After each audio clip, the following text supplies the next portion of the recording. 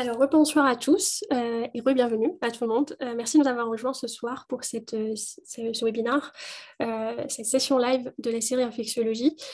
Pour ceux qui ne la connaissent pas encore, la série Infectiologie est une série de webinaires qu'on a lancée en décembre 2020 en partenariat avec la SPILF et Infectious Disease Now.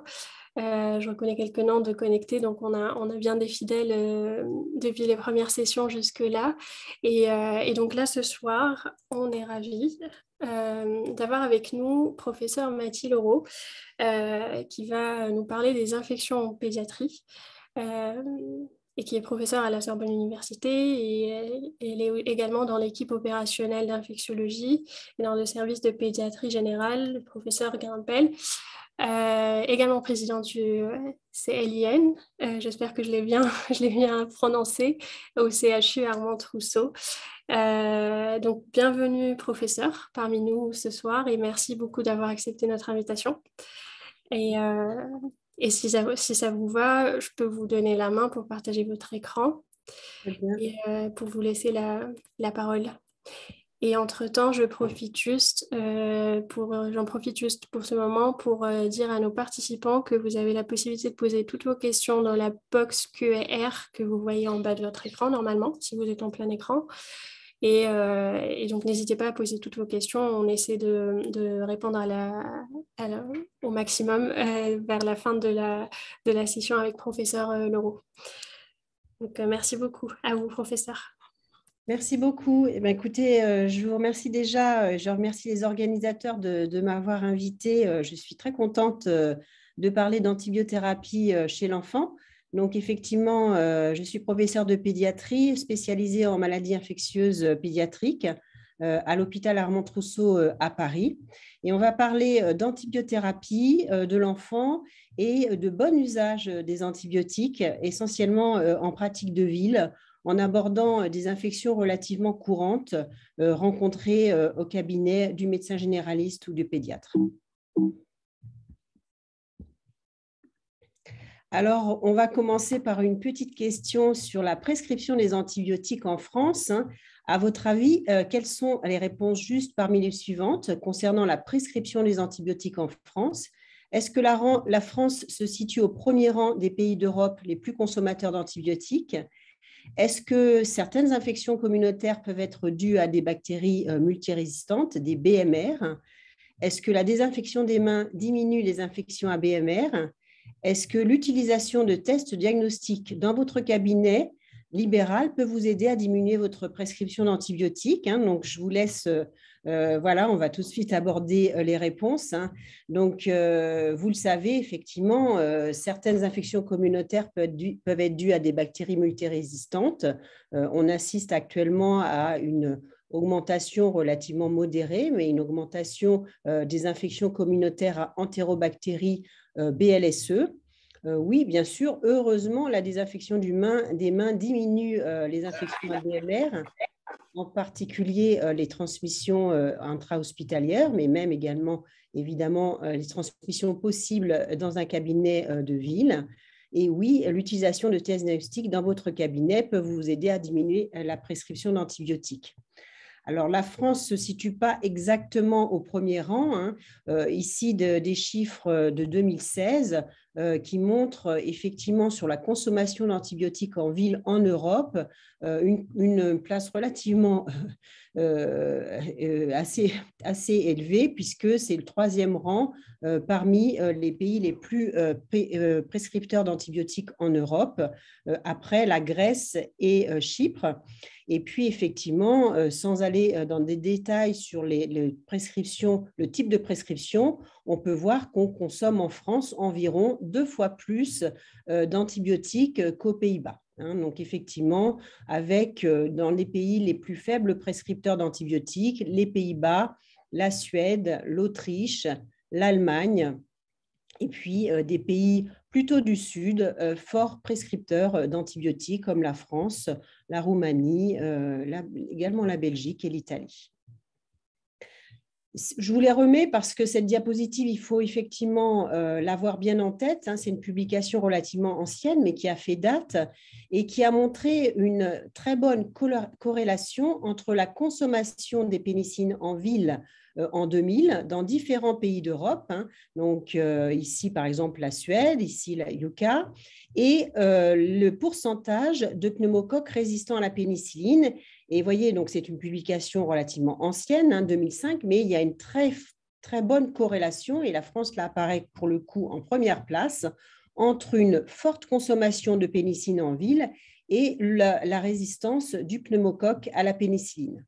Hein, donc ça, c'est une publication qui a fait date et qui a été quand même un coup de semonce pour la France. Et en fait, c'est effectivement, on avait déjà des raisons de s'inquiéter, mais ça a été le début du plan antibiotique en France qui a commencé à partir de 2000.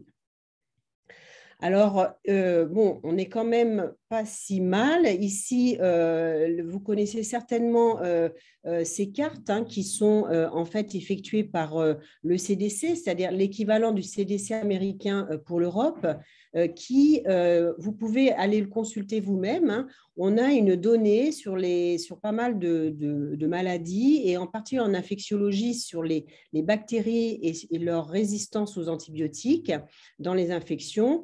Et vous voyez ici, si on considère la résistance de Escherichia coli aux céphalosporines de troisième génération, ici c'est des chiffres récents de 2020, on peut voir qu'en France, on est à peu près entre 5 à 10% des infections à Escherichia coli qui sont résistantes aux céphalosporines de troisième génération.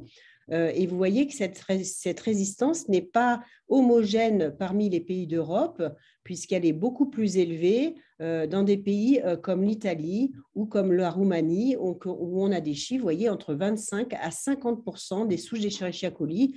Donc, ce sont des chiffres qui sont relativement inquiétants.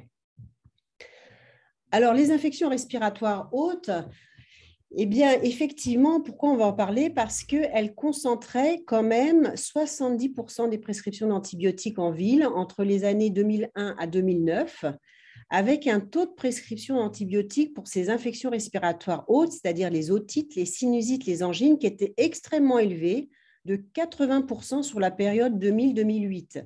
Et vous savez que, évidemment, dans ces infections, beaucoup sont d'origine virale et ne nécessitent pas d'antibiotiques. Donc ça, c'est des chiffres anciens, 2000-2008. Donc, il y a eu beaucoup d'efforts depuis pour diminuer la prescription. Alors, chez l'enfant, ces prescriptions d'antibiotiques sont relativement élevées. Donc, vous voyez ici, sur les années 2000, 2004, 2009, en fonction de l'âge de l'enfant, la prescription pour 1000 habitants, avec, vous voyez, chez les petits-enfants, les moins de 6 ans, une prescription d'antibiotiques relativement élevée du fait de la fréquence de ces infections des voies respiratoires qui, si ce n'est pas contrôlé, peuvent conduire à des prescriptions d'antibiotiques de manière excessive et une diminution ensuite en fonction de l'âge.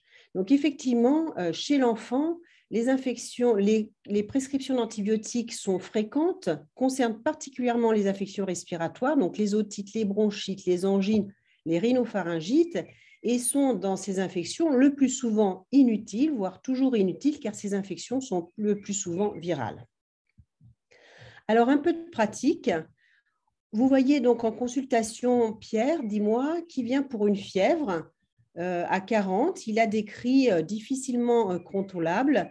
Et à l'examen otoscopique, vous voyez une congestion tympanique, c'est-à-dire que le tympan est très rouge, comme ici, avec des petits vaisseaux sur le tympan rouge et un épanchement qu'on voit ici très bien, blanc, rétrotympanique, bilatéral, avec effacement des reliefs. Vous voyez bien sur cette photo le tympan qui est bombé et on peut deviner bien sûr le pus derrière le tympan. Alors, on vous demande quel est votre diagnostic. Donc là, vous avez fait le diagnostic d'otite moyenne aiguë et vous pouvez même préciser bactérienne, puisqu'on peut voir du pus derrière le tympan. Et effectivement, le diagnostic d'otite moyenne aiguë bactérienne repose sur l'association d'une otalgie. Donc, chez le nourrisson, ça se traduit par des pleurs, par des troubles de sommeil. Ça peut être des enfants qui vont se réveiller la nuit en pleurant. L'hypoicousie, évidemment, est difficile à évaluer chez ces jeunes enfants. avec une fièvre d'installation récente et à l'examen des signes otoscopiques d'otite moyenne aiguë. On a une inflammation tympanique, donc le tympan est rouge, associé à un épanchement rétrotympanique. Donc, ça peut être simplement une opacité tympanique ou si l'épanchement est important, on peut avoir un bombement, ce qui est responsable, bien entendu, de la douleur. Et puis, on peut avoir aussi une perforation tympanique, si l'épanchement est important, et ça va être responsable d'une otorrhée. Donc, chez le nourrisson, on a très souvent des signes associés à cette otite moyenne aiguë bactérienne de type digestif non spécifique, un peu de diarrhée ou des vomissements. Ainsi, le diagnostic de l'otite moyenne aiguë repose sur l'examen otoscopique du tympan. Il va falloir d'abord souvent extraire un petit peu le cérumen des conduits des enfants et il faut bien entendu avoir un bon otoscope. Vous savez, donc ceux-ci sont les plus classiques, mais il existe des otoscopes qui sont beaucoup plus performants où on peut beaucoup mieux analyser l'état du tympan avec effectivement aussi les otoscopes des ORL là, qui sont très fiables avec une loupe aussi qui permet d'agrandir. Donc, tout d'abord, effectivement, pour faire un bon diagnostic d'otite moyenne aiguë bactérienne de l'enfant, il faut bien entendu avoir un bon otoscope. Alors ici, vous voyez une otite moyenne aiguë purulente, comme on vient de le voir.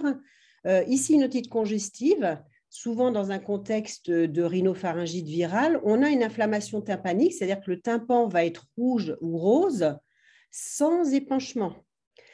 Ici, une otite séromuqueuse, ça on peut le voir de manière fortuite au cours des consultations. On va avoir un épanchement tympanique, mais il n'y aura pas d'inflammation, ni d'otalgie, ni de fièvre. Donc ça, c'est du recours des ORL.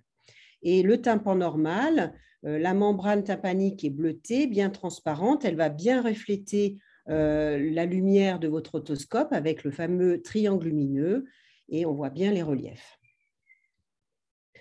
Les recommandations de traitement de l'otite moyenne aiguë ont été révisées en 2011 avec des précisions apportées l'année dernière avec un petit rapport au niveau de la HAS. Il est conseillé de ne traiter par antibiotiques que les otites moyennes aiguës purulentes des enfants de moins de 2 ans. Et chez les enfants de plus de 2 ans, on ne traite que les otites moyennes aiguës purulentes que si elles sont symptomatiques, c'est-à-dire associées à une fièvre ou une douleur élevée. C'est-à-dire que si on constate au cours d'un examen d'un enfant de 2 ans une otite moyenne aiguë purulente, mais que l'enfant est très bien, on ne donne pas de traitement antibiotique. Donc, pas de... Et effectivement, l'otite congestive ne nécessite pas d'antibiotiques et en cas de doute, il est conseillé de revoir l'enfant si les symptômes, c'est-à-dire la fièvre et les douleurs, persistent de plus de 3 jours, si effectivement le tympan est douteux. Donc, ne traitez que les otites moyennes aiguës purulentes des enfants de moins de 2 ans ou de plus de 2 ans si symptomatiques. Les germes ciblés, ce sont toujours les mêmes, c'est essentiellement le pneumocoque, mais également Haemophilus influenzae. Et dans ces cas, vous savez que ce sont des Haemophilus influenzae qui sont non typables, c'est-à-dire ils sont non ciblés par la vaccination hexavalente. La sensibilité du pneumocoque, elle évolue. Actuellement, elle a bien diminué depuis la diapositive que je vais montrer. Et on a quand même une prédominance de pneumocoques sensibles ou intermédiaires aux bêta-lactamines et donc qui restent sensibles à l'amoxicilline. L'hémophilus est le plus souvent sensible à l'amoxicilline. Il peut sécréter une bêta-lactamase, donc être résistant. Mais on peut aussi tolérer de ne pas traiter dans un premier temps une éventuelle otite à hémophilus. Le traitement recommandé donc, pour les otites et l'amoxicilline, ce sont des posologies relativement élevées, 80-100 mg kg jour, qu'on peut donner en 2 ou 3 prises. Donc, les dernières recommandations de 2011 autorisaient 2 prises par jour, ce qui simplifie beaucoup l'observance, puisque vous savez que la plupart de ces enfants sont en crèche. Et c'est vrai qu'une prise, un antibiotique en 3 prises, en fait, disons, compromettait l'observance du traitement. Et la durée de traitement est bien de 10 jours pour les enfants de moins de 2 ans, mais elle peut être raccourcie à 5 jours chez les enfants de plus de 2 ans qui nécessiteraient un traitement. Et puis, on conseille toujours, ça n'a pas changé, l'association amoxicilline aciclavulanique, une dose fois 3 fois par jour en cas de syndrome otite conjonctivite, puisque dans ces cas-là, on a quasiment exclusivement de l'hémophilus qu'on va cibler en première intention. Donc, les allergies aux bêta-lactamines sont très rares.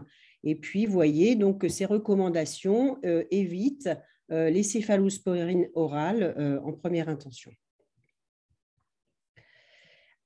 Alors, vous voyez, donc effectivement, ces recommandations de 2011, leur objectif, c'était clairement de réduire le volume de prescription d'antibiotiques. On avait les chiffres de consommation d'antibiotiques en France, mais également de réduire le spectre des molécules utilisées, c'est-à-dire clairement éviter, au moins en première intention, l'association amoxicilline aciclavulanique et éviter les céphalosporines de 3e génération par voie orale qui étaient antérieurement prescrites dans cette indication. Donc, bon, alors là, on va revoir rapidement les angines. On va conseiller de traiter que les angines chez l'enfant TDR+, et le traitement, c'est l'amoxicilline. Vous voyez, dans les otites moyennes aiguës, on met également l'amoxicilline en première intention, dans les sinusites maxillaires également, et uniquement dans les sinusites ethmoïdales ou sphénoïdales, qui sont quand même pas si fréquentes chez l'enfant, on va mettre en premier l'amoxicilline aciclavulanique.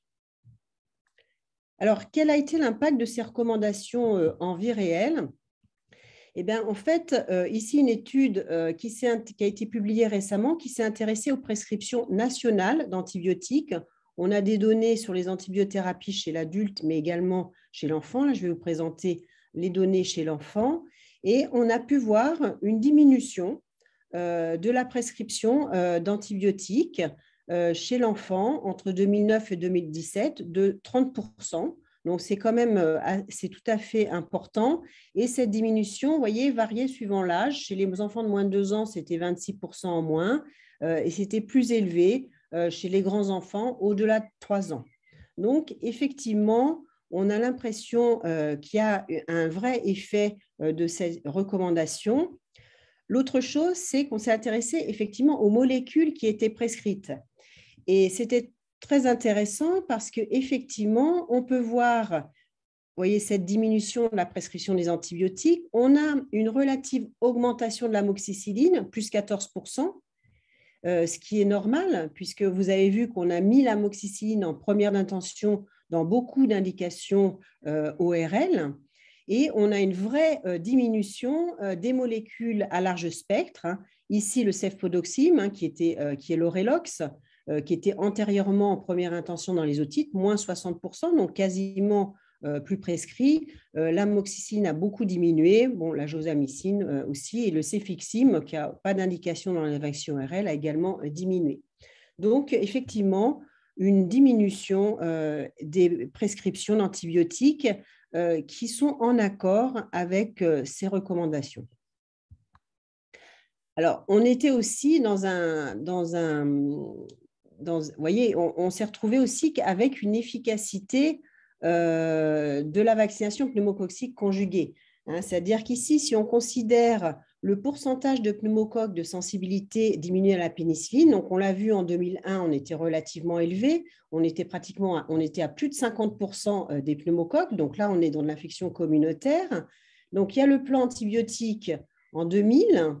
Et puis, dans les années 2000, les vaccinations pneumococciques conjuguées du nourrisson, donc tout d'abord le Prevnar 7, qui va être introduit un petit peu progressivement en France, et puis finalement remplacé par le Prevnar 13, qui couvre 13 sérotypes de pneumocoques à partir de 2010.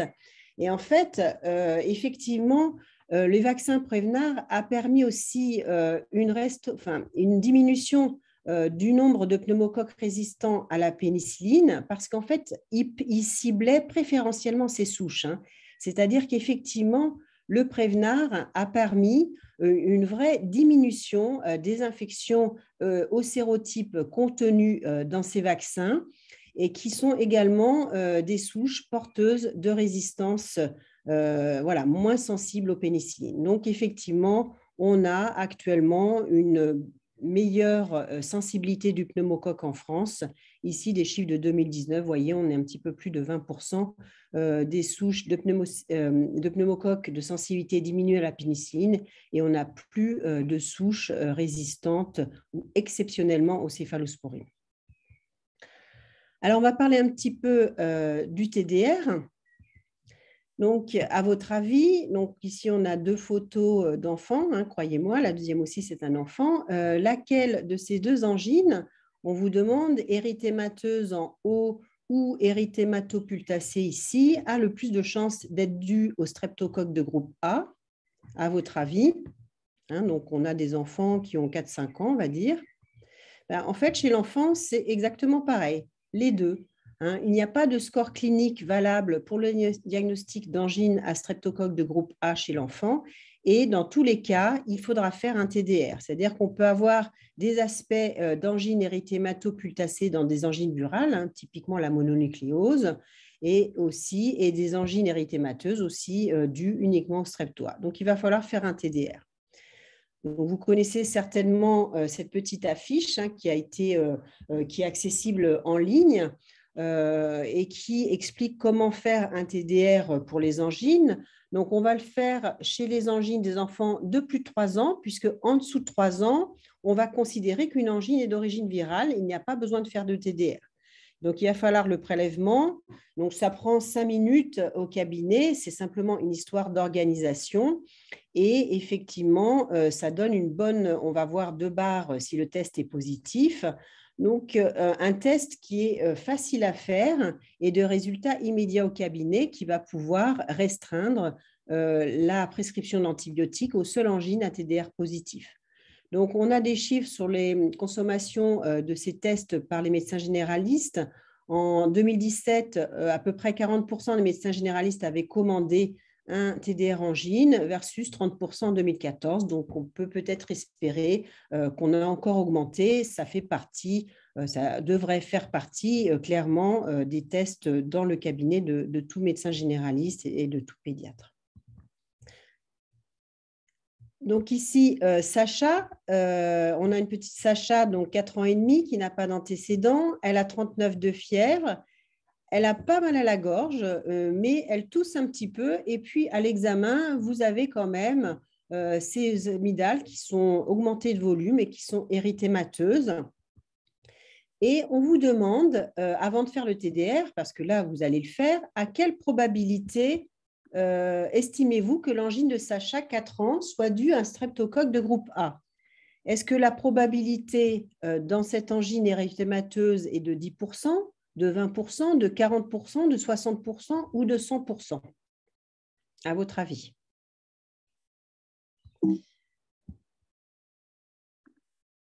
Ben, elle est de 40%. Hein. Donc, effectivement, chez des enfants qui ont une pharyngite ou une angine érythémateuse ou une angine, on a 40% de chances que cette angine ou cette pharyngite soit due au streptoa, 60% des cas d'origine virale. Alors maintenant, le TDR est positif. Alors, on vous demande quelle est la probabilité que l'angine soit due à un streptoa. Si le TDR est positif, est-ce que c'est 70%, 80%, 90%, 95% ou 100%? C'est 90%. Donc, une excellente valeur prédictive positive du TDR chez l'enfant. Après, on vous dit, alors, autre cas de figure, le TDR est négatif. On vous demande quelle est la probabilité que l'angine soit due à du streptoa. Est-ce que c'est 0%, 5%, 10%? Ça va être quelle marge d'erreur vous avez? 20%, 30%. 5%. La valeur prédictive négative du TDR chez l'enfant est de 95%. Donc, vous voyez un test qui est vraiment excellent. Hein, finalement, le plus difficile, mais c'est vraiment une question d'habitude, ça va être de réaliser le prélèvement chez l'enfant. Mais je vous assure, c'est tout à fait faisable puisque ça nécessite, ça va très vite, beaucoup plus facile à faire qu'une PCR Covid chez l'enfant.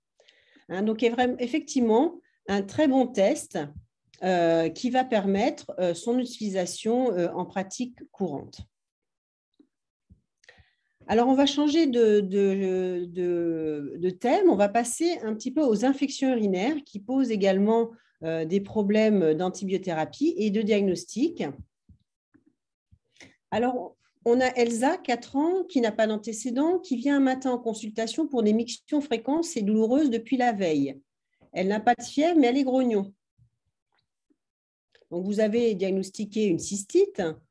En tout cas, elle a l'air d'avoir des signes de cystite. Et on vous demande, à votre avis, quelle est la sensibilité de la bandelette urinaire pour le diagnostic d'infection urinaire? Parce que quand même, il va falloir le confirmer. Est-ce que c'est pour le coup 70, 80, 90%, 95 ou 100% de sensibilité? C'est 95% si elle est positive en nitrite ou en leucocyte. Alors, on vous demande aussi quelle est la spécificité, c'est-à-dire que si la bandelette est positive, dans combien de cas vous allez pouvoir être sûr que c'est une infection urinaire, parce qu'il va falloir confirmer par un ECBU. Est-ce que c'est 30%, 50%, 70%, 90% ou 100%? C'est 70%. Donc, effectivement, la spécificité est un petit peu plus faible, mais ça reste quand même très intéressant pour un test de dépistage. C'est-à-dire qu'après ce test, s'il est positif, vous allez pouvoir le compléter par un ECBU. Alors maintenant, on a Léo 4 mois, donc ce nourrisson que vous voyez ici, qui est très mignon. Il a une fièvre isolée depuis 48 heures, l'hémodynamique est normale, l'examen clinique ne retrouve pas de foyer infectieux. Et donc, de manière tout à fait adaptée, vous allez faire une bandelette urinaire sur un sac collecteur. Je vous rappelle que chez les nourrissons, effectivement, ce n'est pas très facile de réaliser un prélèvement d'urine. Donc, on a plusieurs techniques. Ça va être difficile de faire un prélèvement urinaire en milieu de jet chez un bébé de 4 mois. Ça ne veut pas dire que c'est impossible, mais c'est un petit peu compliqué. Donc, on va poser souvent un sac collecteur qui ne doit pas rester en place d'ailleurs plus d'une demi-heure. Donc ici, et qui va permettre quand même les premiers résultats. Donc la bandelette urinaire sur sac collecteur est positive en leucocyte et en nitrite. Et vous allez envoyer le CBU et l'examen direct que vous avez quelques heures après va vous retrouver plus d'1 million de leucos par millilitre et quelques bacilles à grammes négatifs. Donc vous êtes d'accord, vous avez fait le diagnostic d'une pyélonéphrite. Vous avez la clinique en faveur. Chez les nourrissons, la pyélonéphrite en fait, peut se résumer à une fièvre isolée, plus ou moins accompagnée de signes digestifs. On peut avoir des petits signes d'irritation, des choses comme ça. Et ensuite, vous avez un dépistage chez ce bébé qui est positif.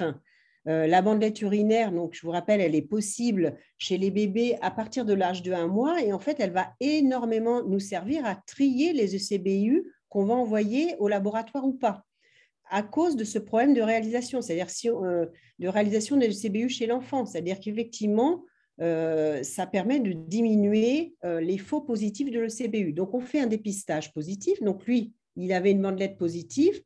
La bandelette, si elle est positive en leuco, en fait, vous signifie que vous avez une leucocyturie qui est supérieure ou égale à 10 puissance 4 par millilitre. Et si vous avez des nitrites, elle vous dit qu'il y a très probablement des entérobactéries de type Escherichia coli, Proteus ou Klebsiella. Mais de toute façon, il va falloir compléter par l'envoi de l'ECBU au laboratoire de bactériologie et l'examen direct avec la coloration de grammes en faveur d'une infection urinaire va effectivement confirmer la leucocyturie et visualiser plus ou moins soit des bacilles à grammes négatifs à l'examen direct en faveur d'une entérobactérie ou des coccygrammes positifs à l'examen direct en faveur, dans cette situation clinique, d'un entérocoque. Alors, devant une pyélonéphrite sans signe de gravité chez un garçon de 4 mois, on vous demande votre attitude thérapeutique. Est-ce que vous allez donner du féfixime par voie orale, de l'amoxicilline acylclavulanique par voie orale, du sulfaméthoxazole par voie orale, ceftriaxone IV ou amikacine IV?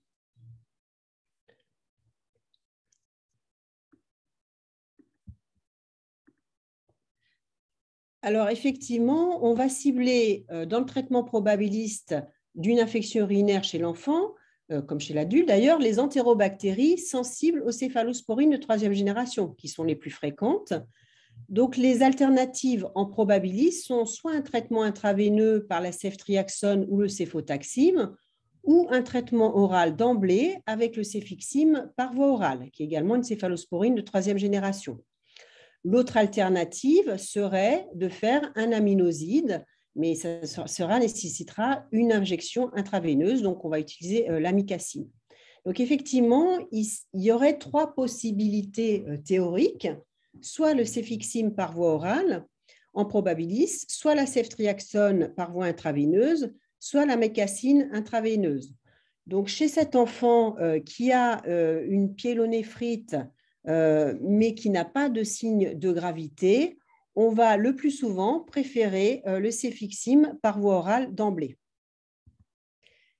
Donc, effectivement, il y a une étude qui a été conduite en France en 2012 qui a étudié en multicentrique, donc c'est une étude randomisée, prospective, d'août 2004 à avril 2008, et qui s'intéressait au premier épisode de pyélonéphrite chez des nourrissons entre 1 et 36 mois, donc vous voyez des petits nourrissons, et qui a comparé le céfixime oral d'emblée au traitement par ceftriaxone intraveineux pour le traitement probabiliste.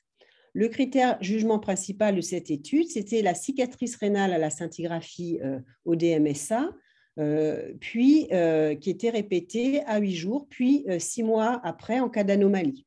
Donc, dans cette étude, il y a 171 enfants qui ont été inclus et cette étude a conclu sans ambiguïté à la non-infériorité du traitement oral par céfixime versus le traitement injectable par ceftriaxone. Et donc, ça a permis de modifier les recommandations qui sont actuellement en cours. Donc, on le fait exclusivement chez les enfants de plus de 1 mois, à condition, bien sûr, qu'il n'y ait pas de sévérité initiale. Évidemment, on ne va pas donner du céfixime oral à un enfant qui est en sepsis, ni d'uropathie sous-jacente. Ces enfants-là seront traités pour le traitement probabiliste par voie intraveineuse.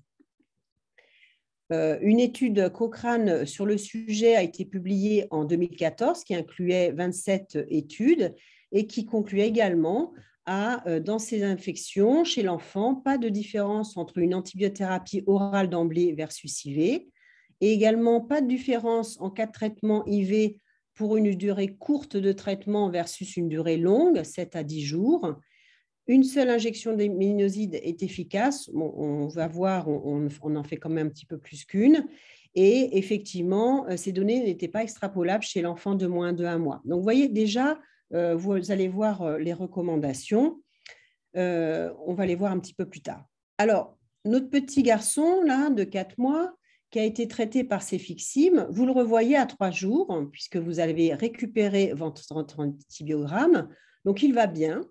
Et puis, vous regardez un petit peu ce que les bactériologistes vous ont rendu et on vous demande le traitement antibiotique que vous effectuez au vu de cet antibiogramme. Est-ce que vous faites de l'amoxicilline aciclavulanique? Bon, je vous le montre là. Hein. Bon, vous voyez.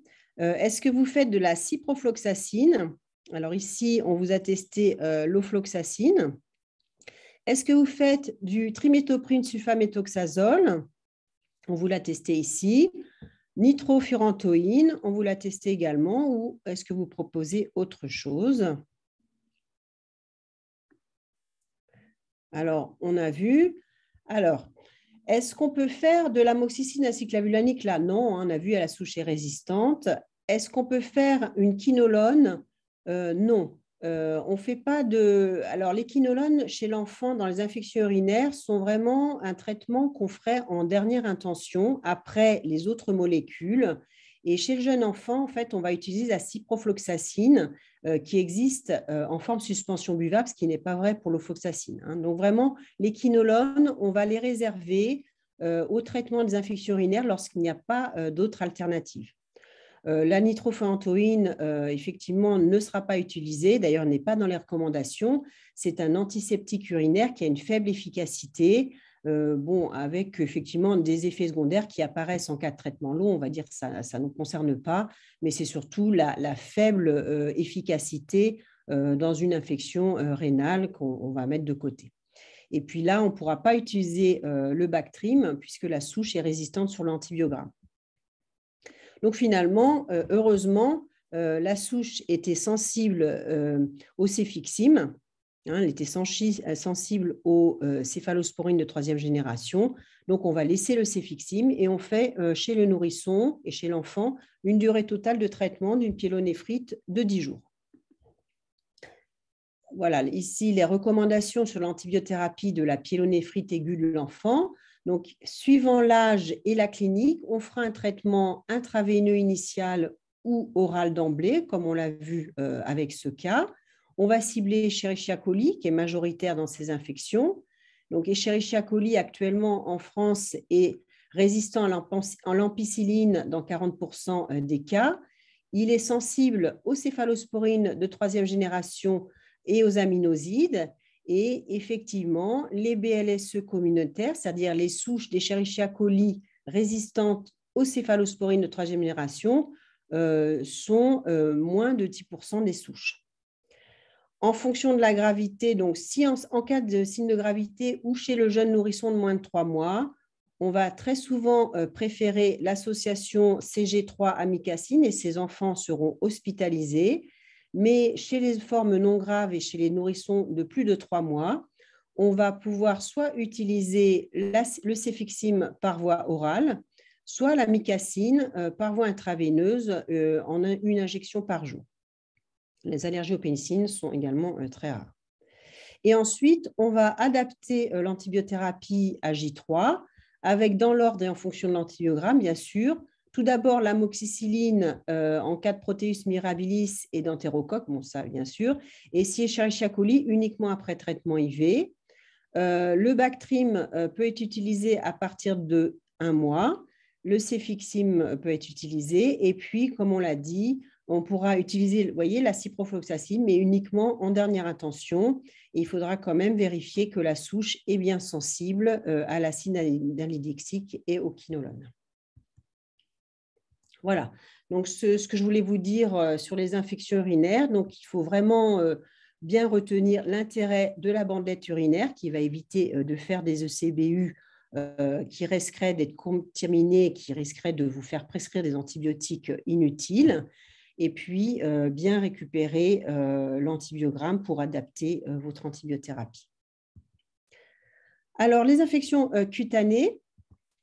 Alors, Lenny, 4 ans, rentre de colonie de vacances, donc il va bien, il n'a pas de fièvre, il a quelques éléments cutanés sur le visage. Donc, vous voyez ici, on vous demande votre diagnostic. Et bien sûr, vous avez diagnostiqué un impétigo. On vous demande ce que vous proposez comme traitement. Est-ce que vous faites une antibiothérapie orale par amoxicilline aciclavulanique? On l'a vu, il n'avait pas beaucoup de lésions. Est-ce que vous faites un lavage des lésions à l'eau et au savon? Il y a plusieurs choix possibles. Une antibiothérapie locale par acide fusidique crème, une désinfection des lésions cutanées à la chlorhexidine aqueuse et une éviction scolaire de 5 jours.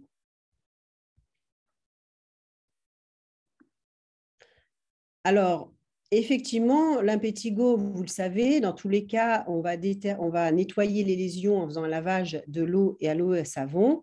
Et on va faire une antibiothérapie locale, mais ça ne sera pas l'acide fusidique qu'on va utiliser et qui n'est pas recommandé dans ces infections, y compris chez l'adulte. C'est la mupirocine crème qui est recommandée. En effet, la mupirocine a l'avantage par rapport à l'acide fusidique d'être efficace sur le staphylocoque doré, comme l'acide fusidique, mais également sur les streptocoques de groupe A. Donc, effectivement, c'est ce qu'on va choisir. Et on va voir, donc il n'est pas recommandé de désinfecter les lésions. Et l'éviction scolaire, ce n'est pas 5 jours, c'est 72 heures si les lésions ne peuvent pas être protégées. Donc, par exemple, sur le visage, un impétigo du visage, on ne pourra pas protéger les lésions. Et effectivement, on aura une éviction scolaire de 3 jours. Par contre, si c'est un impétigo d'une lésion, on peut mettre un pansement. L'enfant peut retourner à l'école dès le lendemain. Ici, les recommandations plus récentes, qui sont disponibles bien sûr sur le site de la HAS. C'est des recommandations de 2019 qui ont été élaborées par la SPILF, la Société française de dermatologie, et nous les pédiatres, on a participé pour la partie pédiatrique. Donc, pour l'impétigo, dans tous les cas, la détertion est recommandée. elle est indispensable.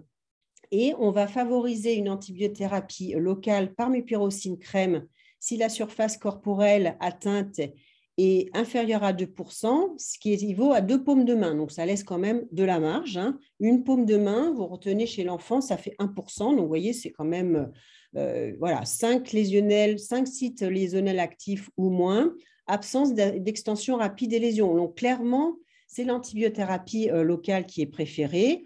On peut le faire 3 fois par jour, mais c'est également possible de faire 2 fois par jour et on fait un traitement seulement de 5 jours. L'antibiothérapie générale n'est recommandée dans l'impétigo que pour les formes d'ectyma, c'est-à-dire ces formes très particulières d'impétigo qui sont nécrotiques et creusantes. Lorsque la surface corporelle atteinte est plus de 2% de la surface corporelle, ce qui est quand même assez important, mais ça peut arriver hein, si les parents ont mis du temps à consulter.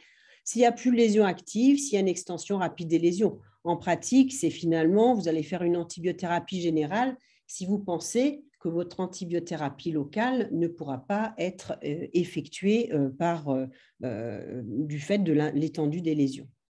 Et en première intention, on va recommander l'amoxicilline aciclavulanique, qui est également efficace sur le streptocoque de groupe A et le staphylocoque doré, sans silméticilline. Mais vous pouvez aussi utiliser le céphadroxyle, qui est une céphalosporine de première génération, qui existe également sous forme de suspension buvable, mais il va falloir calculer les posologies. Voilà. Et dans tous les cas, on conseille les soins locaux. Juste, j'attire votre attention, si vous utilisez une antibiothérapie par voie systémique, on n'a pas besoin d'utiliser la mupirocine par voie locale. Et dans ces cas-là, par contre, il faut utiliser un corps gras pour décoller les croûtes et vous allez mettre de la vaseline. Et c'est un traitement qui est limité à 7 jours. Un petit mot juste sur les dermohypodermites bactériennes non nécrosantes de l'enfant, puisqu'elles ont été également ciblées par ces recommandations de la HAS. Donc, chez l'enfant, les bactéries cibles sont le streptoa, comme chez l'adulte, mais également le staphylocoque doré sensible à la méticilline. Donc, ça, c'est une petite spécificité chez l'enfant. Il faut aussi toujours chercher une porte d'entrée cutanée. Et la varicelle est une grande pourvoyeuse de dermohypodermite chez l'enfant. Ça, c'est vraiment la numéro 1. On n'a pas les problèmes. Vous voyez, les dermohypodermites de l'enfant, c'est très différent de l'adulte. Ça ne survient pas sur des lymphœdèmes. Hein. C'est une situation très rare chez l'enfant, le lymphœdème. Par contre, il y a des portes d'entrée cutanées le plus souvent. Ça peut être la varicelle, très souvent, des brûlures, des petites piqûres, enfin des blessures. L'antibiotique recommandé s'il n'y a pas de signe de gravité, c'est également l'amoxicilline aciclavulanique qui sera donnée en 3 prises orales par jour pendant 7 jours dans les cas peu sévères. On peut donner une antibiothérapie orale et on préférera le traitement IV uniquement si on a des signes de sévérité. Et pour finir, un petit garçon de 4 ans, 38,5, une belle éruption maculopapuleuse, une toux, une rhinite. On vous demande votre diagnostic. Alors, vous l'avez reconnu sûrement, il s'agit d'une rougeole, il ne faut pas l'oublier. C'est vrai que là, pendant 2 ans, on n'a pas eu de rougeole avec l'épidémie de Covid et probablement les mesures barrières. Et puis, voilà. Mais ça peut revenir. Hein. Je vous rappelle qu'il y a eu des épidémies de rougeole en France jusqu'à il n'y a pas longtemps, avec des chiffres qui sont bien partagés par Santé publique France. Donc, vous savez que la rougeole doit être évoquée en cas de fièvre, il y a toujours un catarrhe, il y a une toux qui est constante et un énanthème et exanthème caractéristique. Il y a une phase d'invasion de 2 à 4 jours avec le signe de Koplik que vous pouvez voir ici, qui est tout à fait pathognomonique. Hein, c'est ces taches blanches ou bleutées sur la muqueuse jugale qui est inflammatoire. Et la phase éruptive apparaît 2 semaines après le comptage, donc après la phase d'invasion. C'est un exanthème avec des intervalles de peau saine qui débute derrière les oreilles et qui s'étend en une poussée vers la face et le reste du corps en 5 à 6 jours. La contagiosité de la rougeole est très importante et elle débute malheureusement avant l'éruption, 5 jours avant l'éruption et 5 jours après l'éruption. Je dis malheureusement parce qu'en fait, une rougeole dans une salle d'attente de pédiatrie avant la phase d'éruption, évidemment, peut vous contaminer dans cette salle d'attente tous les enfants non encore vaccinés par la rougeole ou éventuellement des adultes qui auraient échappé à la vaccination.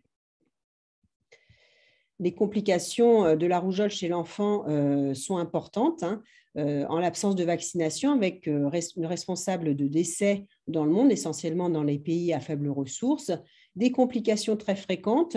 Donc, les relativement fréquentes, c'est les complications infectieuses, les otites, les diarrhées, la pneumonie. La rougeole est un virus à tropisme respiratoire.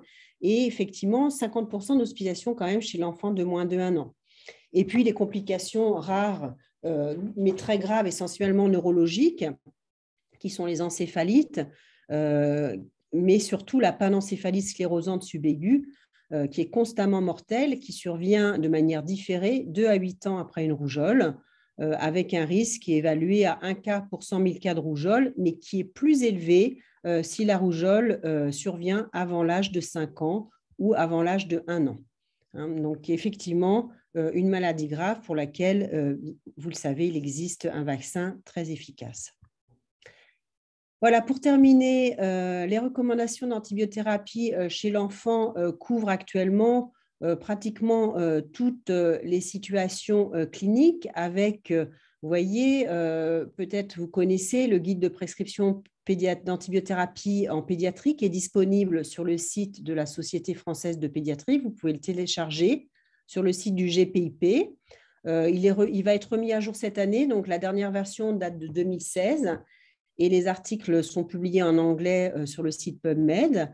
Et puis, bien entendu, toutes les dernières recommandations de la HAS en association avec la SPILF en fait, incluent les pédiatres dans ces recommandations avec des parties dédiées à l'enfant, puisque l'épidémiologie des infections est un petit peu différente et les traitements aussi peuvent varier. Alors, chez l'enfant, la diminution de prescription des antibiotiques, ça reste quand même un objectif majeur.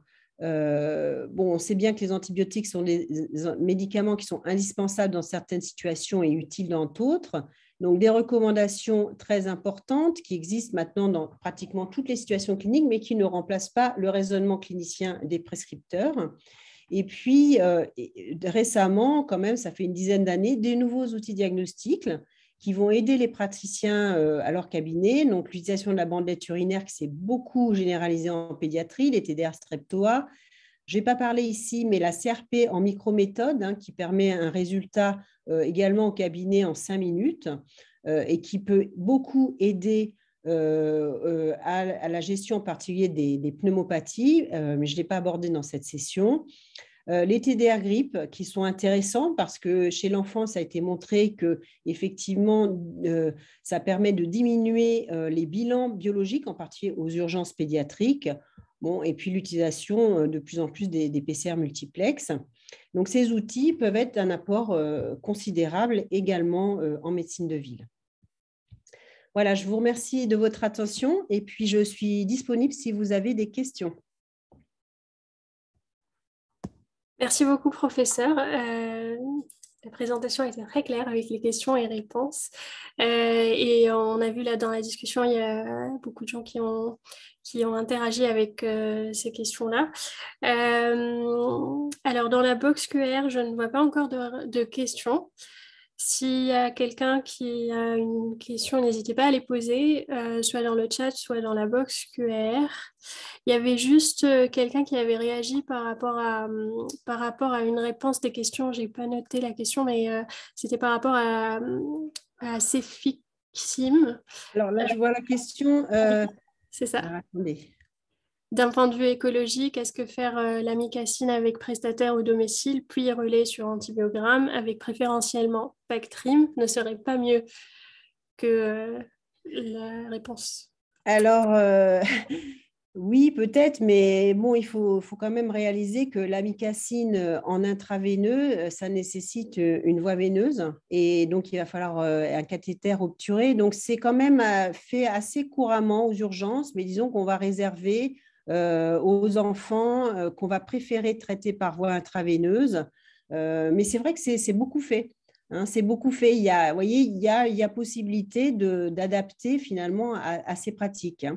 Alors, prestataire à domicile, c'est pas chez l'enfant, souvent, c'est pas cette solution qu'on va utiliser, c'est plutôt des enfants qui vont revenir dans le service des urgences. C'est-à-dire que la première injection, effectivement, est réalisée. Alors, je vous rappelle, c'est intraveineux. Hein, on ne fait pas d'amicacine intramusculaire dans cette indication.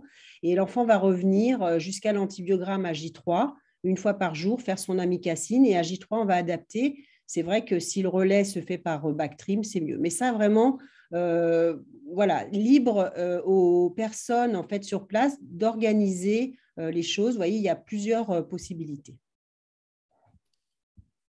Bien, merci d'avoir répondu. Alors, j'en vois une autre dans le chat. Une angine virale ne se surinfecte pas ultérieurement? C'est une question. Non, vraiment. Non, alors parfois, effectivement, l'aspect clinique même d'une angine virale est très impressionnant. Hein.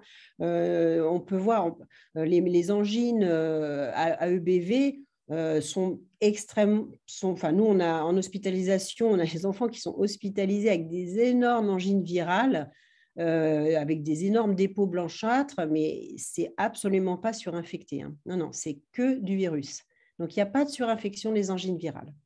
Contrairement aux otites virales, hein, donc voilà. Vous avez compris, l'otite virale, l'otite congestive virale, effectivement, peut se surinfecter, mais ça, on comprend bien comment ça se passe. Hein.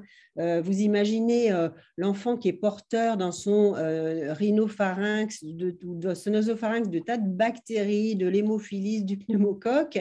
C'est vrai que s'il y a une congestion des trompes d'Eustache avec une otite congestive, et ça, c'est parfaitement bien montré, les bactéries peuvent, bien sûr, profiter de l'opportunité. Et la pathogénicité de l'hémophilus, en particulier les hémophilus non capsulés, est clairement favorisée par les infections virales préalables. C'est vrai que chez l'enfant, on a beaucoup cette coexistence d'infections virales et bactériennes, beaucoup dans les otites.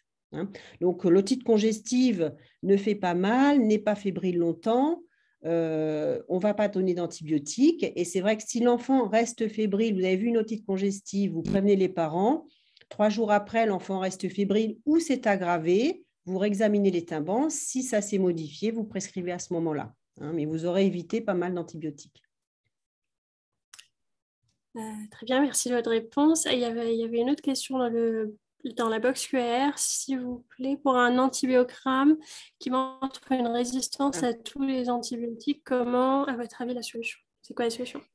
Alors, c'est vrai que j'avais pas vraiment le temps. J'ai pas abordé. Alors, résistance à tous les antibiotiques, non, on a quand même des solutions. Alors, juste pour les infections urinaires de l'enfant, c'est vrai qu'à la différence de l'adulte, on va pas mal utiliser les aminosides.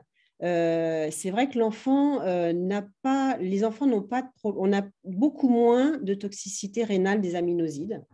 Et effectivement, si vous regardez les recommandations, par exemple, on va autoriser un traitement complet par 5 jours d'amicacine. C'est-à-dire, par exemple, vous avez une pyélonéphrite, vous avez commencé un traitement par amicacine, vous récupérez votre CBU à J3 et vous voyez qu'il s'agit d'une entérobactérie BLSE. C'est-à-dire, et que vous n'avez pas de relais oral possible, c'est-à-dire que la souche est résistante au quinolone, au Bactrim, vous avez possibilité de poursuivre le traitement par amicacine intraveineux pour une durée totale de 5 jours. Et là, on ne fait pas 10 jours de traitement. Donc ça, c'est une particularité chez l'enfant d'autoriser une monothérapie par aminoside dans le traitement de certaines infections urinaires. Ça nous rend beaucoup de services, surtout bien sûr dans les pyélonéphrite à entérobactérie BLSE avec d'excellents résultats, puisque comme vous le savez, les aminosides en fait diffusent très bien dans le rein, les voies urinaires, donc c'est une solution.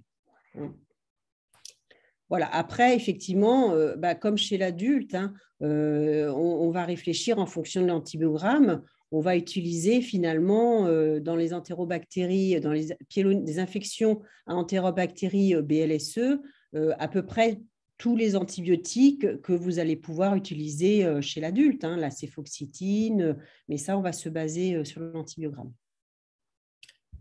Ça marche, merci de votre réponse. Il y avait une question qui a été posée depuis tout à l'heure. L'intérêt de la CRP en cas de pyélonéphrite. Alors, en fait, oui, la CRP, disons, elle va confirmer, confirmer. En fait, elle n'est pas indispensable, mais c'est vrai que la plupart des pyélonéphrites ont le CRP qui va se décaler un petit peu. Mais vous avez compris, le diagnostic de la pyélonéphrite, c'est quand même plutôt l'examen d'urine. C'est les résultats de l'ECBU. Donc, et effectivement, certaines pyélonéphrites sévères ont des CRP très élevés, 100, 200. Certaines pyélonéphrites ont des CRP qui sont à 10, à 20. Donc, vous voyez, ça va être une aide d'orientation. Mais le résultat, le diagnostic de la pyélonéphrite, c'est clairement l'examen d'urine, la bandelette urinaire d'abord pour trier les patients auxquels on fera un ECBU et le CBU direct, puis culture dans un second temps.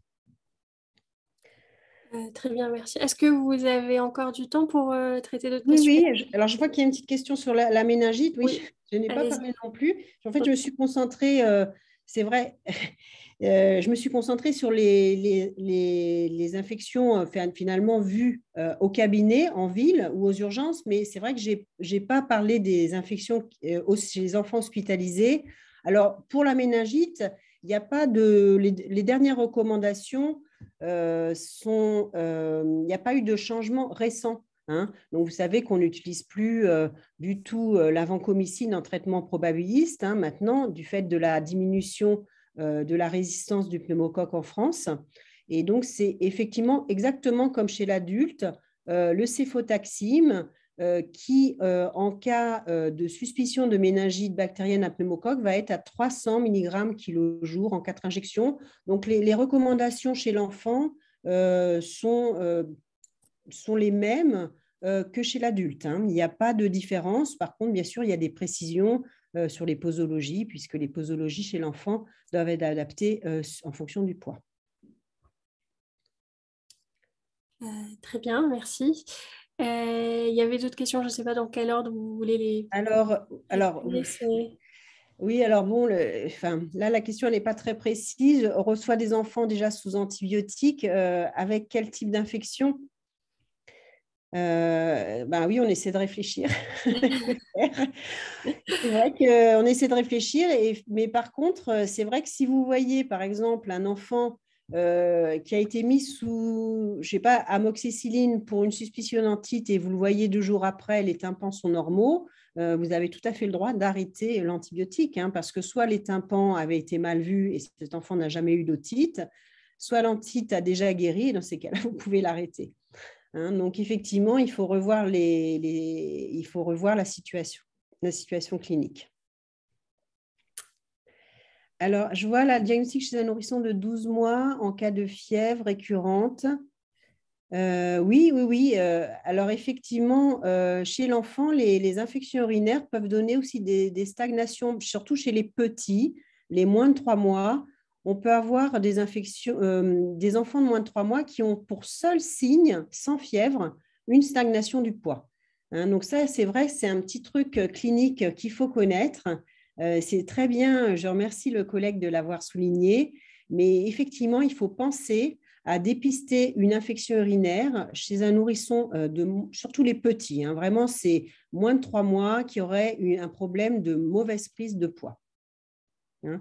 Et puis, effectivement, fièvre récurrente, bien entendu, on peut avoir une fièvre récurrente qui finalement, fièvre récurrente, c'est-à-dire une fièvre un peu prolongée, chez qui finalement on va diagnostiquer une infection urinaire. Hein. Le jeune nourrisson ne peut pas tellement se plaindre de signes fonctionnels urinaires, donc il peut y avoir du retard. C'est pour ça qu'on fait très facilement, effectivement, une bandelette urinaire de dépistage. C'est extrêmement facile à faire. Hein, et vous avez vu chez un grand enfant, alors pour un pédiatre, grand enfant, ça peut être petit quand même, hein, mais chez un enfant de plus de 3 mois, qui a une fièvre qui dure de plus de 48 heures ou depuis 3 jours et pour lequel vous n'avez pas d'autre diagnostic, il est vraiment très recommandé de faire une bandelette urinaire. Parce qu'effectivement, le diagnostic numéro 1, ça sera celui d'une infection urinaire. Et le seul symptôme sera la fièvre. Alors, il y a une petite question sur les quinolones. Donc, effectivement, les quinolones, vous le savez, ont été boudé à juste titre par les pédiatres pendant assez longtemps, avec des réserves qui étaient liées à des publications qui montraient que sur des modèles de chiots, une toxicité articulaire, c'est-à-dire sur le cartilage articulaire et le cartilage de croissance, une toxicité des quinolones. Donc, c'est sur la base de ces publications qu'il y a eu une réserve au moment de l'utilisation des quinolones, de l'apport des quinolones chez l'adulte. En fait, il y a une réserve chez l'enfant et donc il n'y avait pas d'AMM pédiatrique chez l'enfant. Et puis finalement, les quinolones ont été utilisés chez l'enfant, d'abord chez les enfants mucoviscidosiques pour traiter les infections essentiellement apiocyaniques. Et puis, peu à peu, dans des infections, par exemple, urinaires sévères, c'est clairement, si on a une infection urinaire avec un abcès rénal, on va clairement utiliser les quinolones lors du relais oral et dans certaines indications très précises. Et finalement, avec des indications, et maintenant, on a le droit de prescrire les quinolones dans certaines indications, mais vous le savez, on a quand même été rattrapé par les réserves sur l'utilisation des quinolones qui montrent que les quinolones, en fait, sélectionnent très bien les BMR.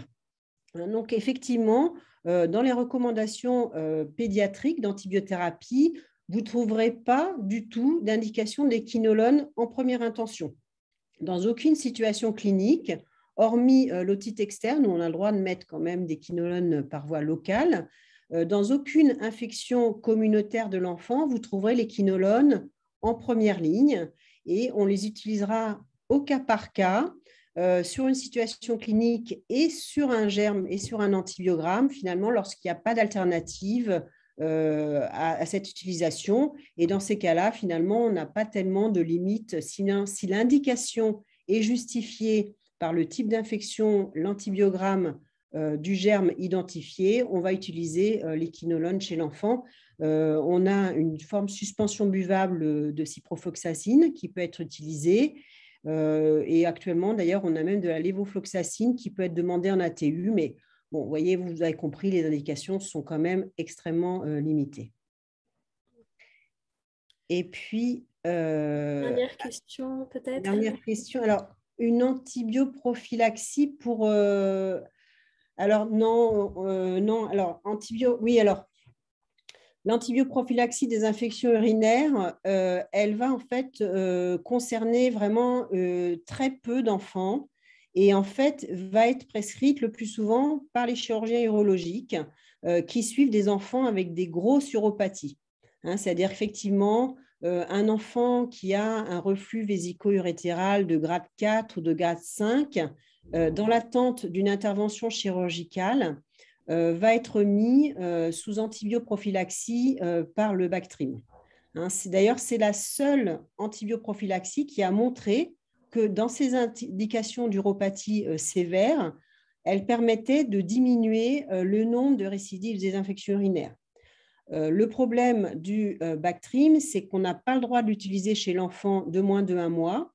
Il y a des réserves dues à la toxicité potentielle hématologique. Et dans ces cas-là, donc toujours les chirurgiens urologiques prescrivent très souvent de l'alphatil, qui pour le coup n'a pas vraiment montré son intérêt dans cette indication. Donc c'est vrai que nous, les pédiatres infectiologues, on est un petit peu réservés sur la prescription d'alphatil. Voilà. Donc effectivement, vous voyez, donc très peu d'indications du Bactrim en prophylaxie chez l'enfant et que sur des indications urologiques. Et ce n'est pas le reflux grade 1. C'est vraiment des grosses uropathies avec des indications chirurgicales au décours quand l'enfant sera suffisamment grand pour être opéré. La phosphomycine, en fait, on va l'utiliser effectivement uniquement chez la grande adolescente, puisque là, on se rapproche effectivement des recommandations de nos collègues adultes, mais on ne va pas l'utiliser chez le jeune enfant. Également, on n'a pas de galénique disponible chez le jeune enfant. Donc, on ne l'a pas mis dans nos recommandations. Merci beaucoup, professeur. Je pense qu'on a dépassé un peu le temps, donc je vous Voilà. remercie beaucoup d'avoir répondu Voilà. à toutes les questions. Il en reste encore, Oui, on est oui, juste désolé, pour mais dire, allez-y. effectivement, là, les infections sur site opératoire, écoutez, peut-être pour un autre fois, mais là, on est un petit peu hors sujet. Mais merci quand même de la question et de toutes vos questions, hein. Merci à tous, merci à vous, professeur. C'était une session très enrichissante et plein de questions très intéressantes aussi. Donc, à tous nos participants, on vous donne rendez-vous pour la prochaine session en mai. Et si vous avez des questions, vous pouvez nous écrire à cette adresse email cs.france@elsevier.com. Encore merci à tous et spécialement à vous, professeur, et à bientôt. Au revoir, Au bonne revoir, soirée. merci, bonne soirée.